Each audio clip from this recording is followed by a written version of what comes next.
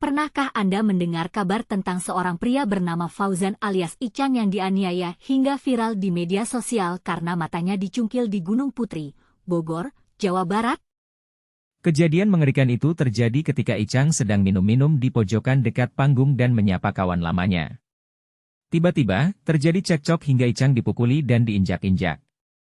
Saksi mata kejadian, Rifail, menceritakan detik-detik kejadiannya. Saya awalnya sedang minum-minum di pojokan dekat panggung. Pas minuman habis, korban ngajak jalan-jalan ke pojok dan menyapa kawan lamanya, kata Rifail. Namun, Rifail tak mengetahui apa obrolan mereka karena dia juga menyapa dan ngobrol dengan temannya yang lain.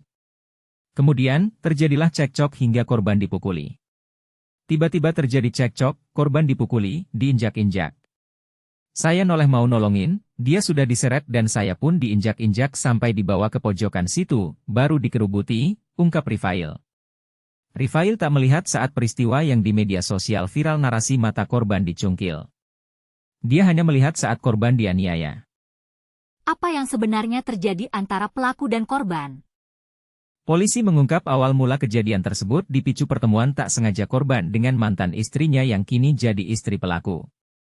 Awalnya pengakuan keterangan korban mau beli minuman. Waktu beli minuman, nggak sengaja ketemu sama mantan istrinya, kata Kasat Reskrim Polres Bogor AKP Teguh Kumara. Namun, korban dan pelaku kemudian cekcok mulut hingga terjadi penganiayaan. Teguh sendiri belum bisa memastikan motif yang mendasari penganiayaan tersebut. Penyelidikan hingga saat ini masih dilakukan penyidik.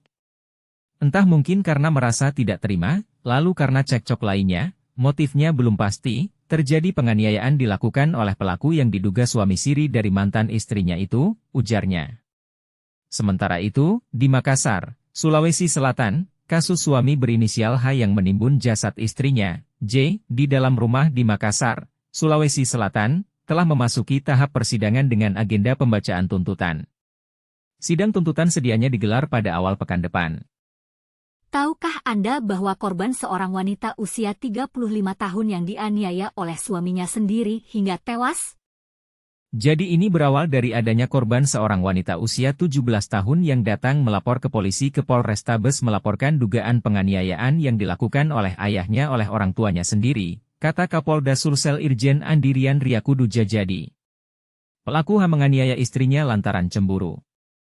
Pelaku melihat istrinya bertemu pria lain, dia menduga istrinya bertemu mantan pacarnya. Saya curigai ketemu sama mantan pacarnya di lorong 1.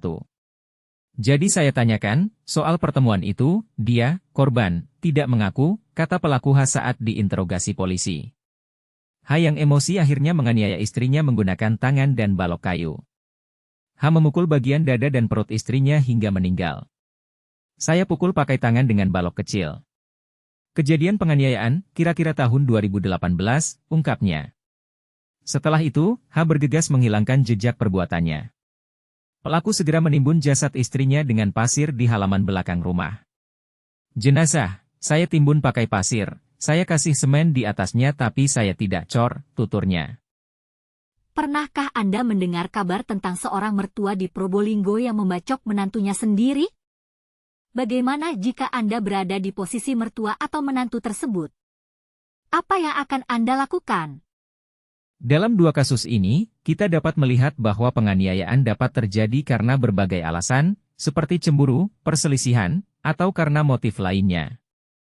Namun, kita juga harus ingat bahwa penganiayaan adalah tindakan yang sangat salah dan dapat menyebabkan kerugian besar bagi korban dan keluarganya.